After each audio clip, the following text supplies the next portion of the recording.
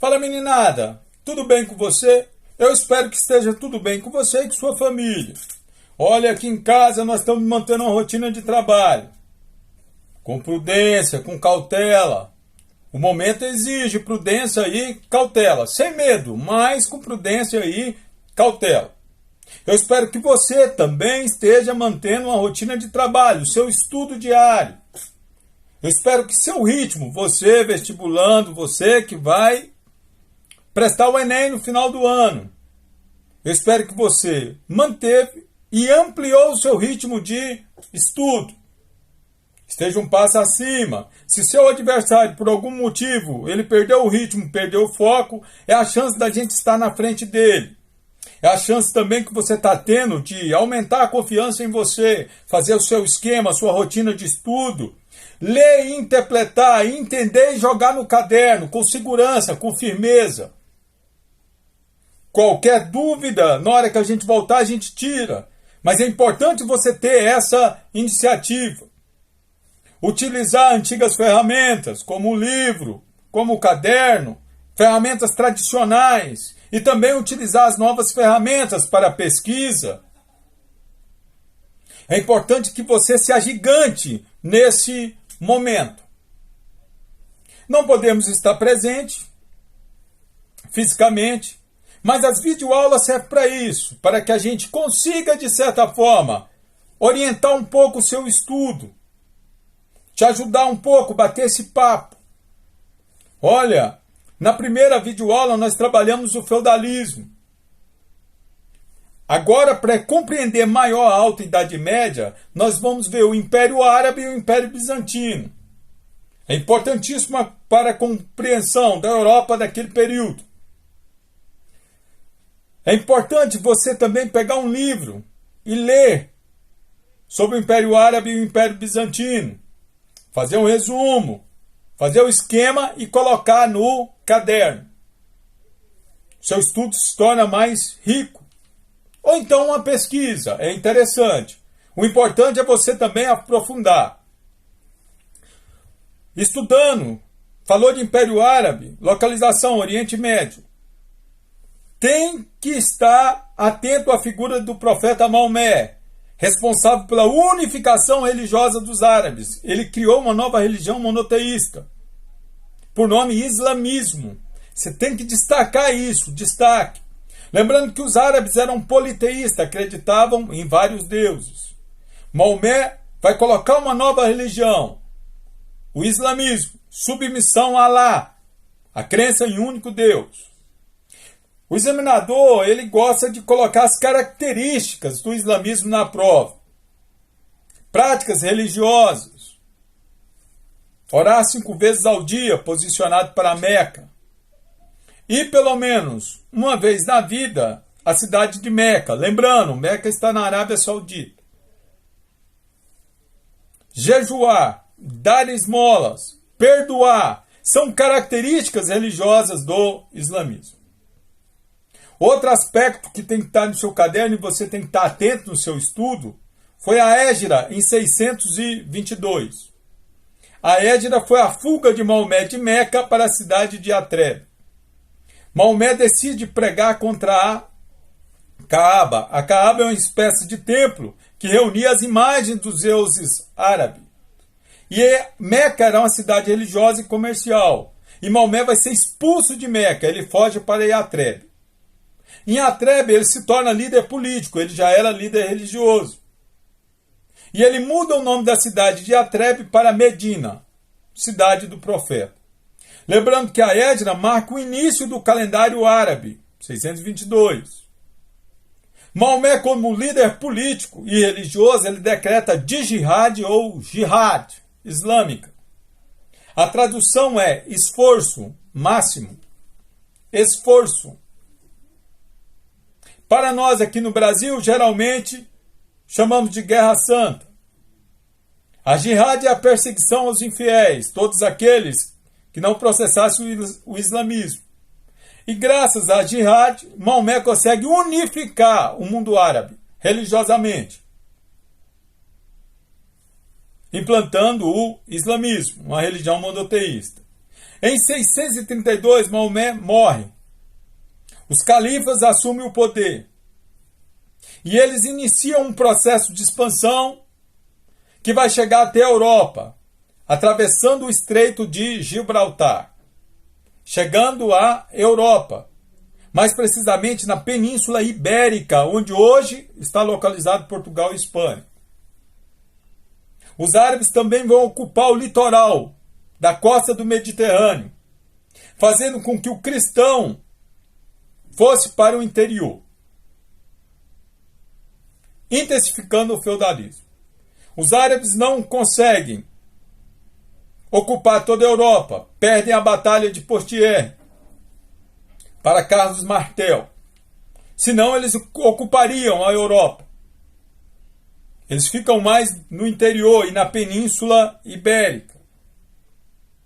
Lembrando que a igreja se associa, aproxima de Carlos Magno, que se torna Lorde Protetor da igreja. Posteriormente ele distribui terras, intensificando o feudalismo. Importantíssimo que você saiba. Então, a contribuição para os árabes, a contribuição dos árabes para o feudalismo, ocupação da Península Ibérica, fechamento do Mar Mediterrâneo, diminuição da atividade comercial, aspectos religiosos.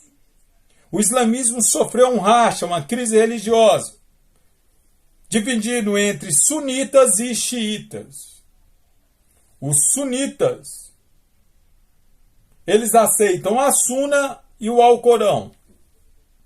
A Suna é o livro de Atos e Ditos de Maomé, razão humana. Os xiitas só aceitam o Alcorão e descendentes da família de Maomé. Aqui no Brasil, geralmente se usa a palavra sunitas como sendo um moderado e os xiitas como sendo radicais. É importante que você entenda que esses termos estão em desuso. A palavra de hoje é fundamentalista. São fundamentalistas. Mas é interessante que você saiba. A Alta Idade Média tem a presença do feudalismo na Europa Ocidental. O Império Árabe no Oriente Médio. E na Europa Oriental eu tenho o Império Bizantino, também chamado de Império Romano do Oriente. Principal imperador, Justiniano. Localização entre a Europa e a Ásia. Principal cidade, Constantinopla. O examinador, ele busca questões que associem a Europa Oriental à Europa Ocidental. Lembre-se que na Europa Ocidental, na Alta Idade Média, o Estado está descentralizado. A tendência é a vida agrária, não comercial e a monetária. Isso na Europa Ocidental. Na Europa Oriental, que é o Império Bizantino, o Estado está centralizado nas mãos de um imperador, por exemplo, Justiniano. Ocorre a tendência de vida urbana, só lembrar de Constantinopla, capital. Existe a atividade comercial e utilização da moeda. Perceba que só muda uma palavra. Europa Ocidental, feudalismo. Europa Oriental, Império Bizantino. Uma única palavra e muda todo o contexto. Você tem que estar atento na hora da prova. Tem que estar atento. Outra questão muito importante sobre o Império Bizantino é o racha religioso. Esse você tem que saber até a data. É chamado de Cisma do Oriente, 1054. Cisma do Oriente, 1054. É a divisão entre a Igreja Católica Apostólica Romana e a Igreja Ortodoxa. Lembrando que a Igreja Católica ela vai estar ligada ao Papa e a Igreja Ortodoxa ao Imperador. Qual o motivo da separação? Heresias. O que são heresias? Práticas religiosas não aceitas por uma religião. Os religiosos do Oriente defendiam Os religiosos do Oriente defendiam o movimento monofisista, acreditando que Cristo só possuía uma única entidade espiritual. Lembrando que para a Igreja Católica do Ocidente, Cristo possui três: Pai, Filho e Espírito Santo. No Oriente, na Igreja Ortodoxa, só uma: Filho de Deus. Então, consequentemente, feria o enigma da Santíssima Trindade. E o outro movimento foi o movimento iconoclasta, o movimento de destruição de imagens de santo. Lembre-se que para a Igreja Católica as imagens de santo eram sagradas. As imagens de santo eram sagradas. Facilitava, fortalecia, facilitava o entendimento, fortalecia a fé. Algo para que o indivíduo na Idade Média pudesse ver. Lembrando que é uma sociedade de iletrados, as pessoas têm dificuldade de entender. Então, vendo se torna mais fácil. Para a Igreja Católica, as imagens de santos são sagradas. Para a Igreja Ortodoxa não pode existir. Daí o racha, o cisma, a separação. O chefe da Igreja Ortodoxa vai se tornar um imperador. Daí falar em cesaropapismo. Cesaropapismo. O imperador com o papel do Papa. Ele é líder político e líder religioso. Cai muito. Em termos de força da igreja, para a Igreja Ortodoxa mostrar a sua força, ocorreu a construção da Igreja de Santa Sofia. Na tradução é a Sagrada Sabedoria, uma igreja que está de pé até os dias atuais, que conseguiu passar por inúmeros terremotos. Agora, é importante em termos de atualidade, devido à epidemia do coronavírus. Em termos de atualidade, é importante você lembrar que ao longo da história, outras doenças desorganizaram a sociedade, atingindo tanto vidas humanas quanto o lado econômico quanto o lado social. Em termos de Constantinopla, nos interessa uma importante. No século VI, mais precisamente em 541 e 544, ocorre a primeira grande epidemia da peste negra ou peste bubônica. Peste negra ou peste bubônica. Os ratos vieram em embarcações provenientes do Egito. Grãos provenientes do Egito. As embarcações continham ratos pretos, com pulgas. A doença assola Constantinopla, o Império Bizantino. Existem relatos que metade da população de Constantinopla, 500 mil pessoas, faleceram em 3 anos. Justiniano tinha um plano de refazer o grande Império Romano do Ocidente. Grande parte dos seus soldados foram acometidos pela doença.